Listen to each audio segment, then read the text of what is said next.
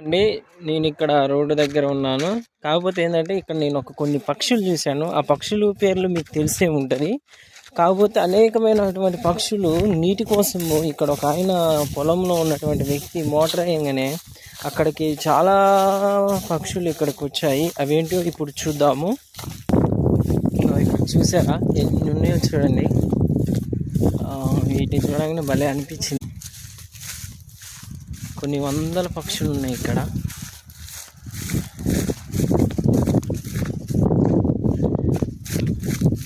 వాటన్నిటిని నేనే చెడగొట్టిన అనిపిస్తుంది.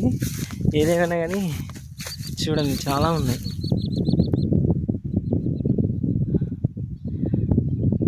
అంతరించిపోతున్నటువంటి పక్షులలో ఇవి.